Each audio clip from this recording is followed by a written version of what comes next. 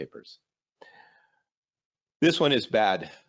This one's bad because they do a lot of hosting, right? They're a hosting center. And so the effect here also took out a lot of email from Exchange and other servers. And so the result here is people, they were suggesting people move to the cloud. They move to Office 365 and the cloud deployments as a countermeasure, a way to recover from this incident.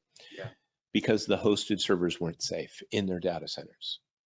So if you imagine, this is bad, the fact that people, the mitigation is to move it. Now, let me ask Alex something here.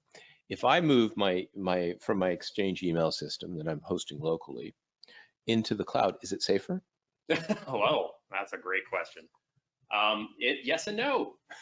It's a trap, to be honest. Yes, I knew there's no clear answer.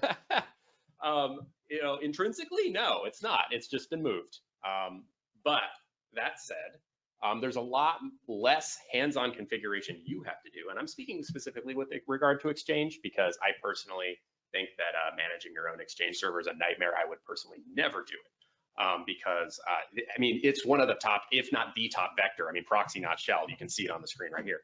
And in, I don't have a statistic for this, but there were at least 4 different really nasty Exchange ones just in 2022 that I can think of.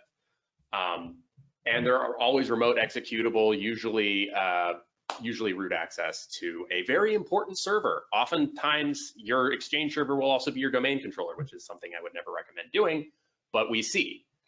So if they get ownage of the domain controller, that's it.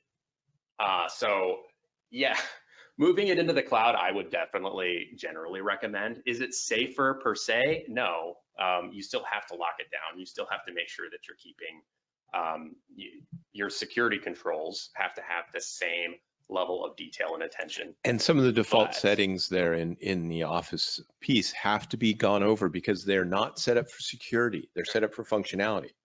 That's often the problem here, right? Because we want something to work every time and quick and easy.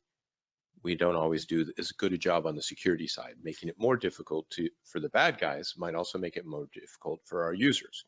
So understanding that we're actually not reducing the risk, we're moving it. We may be slightly reducing it because a lot of attacks are focused in on that particular Exchange methodology as opposed to Office 365. But Office 365 is a huge target, right? So there are more people who are trying to get into it. So that it's actually shifting it.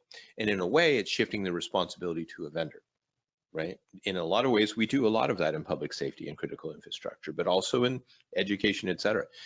Having that trust, understanding that vendor, pretty important, but also including them in the plan. What are we going to do when? It's really important. We're going to continue with that one.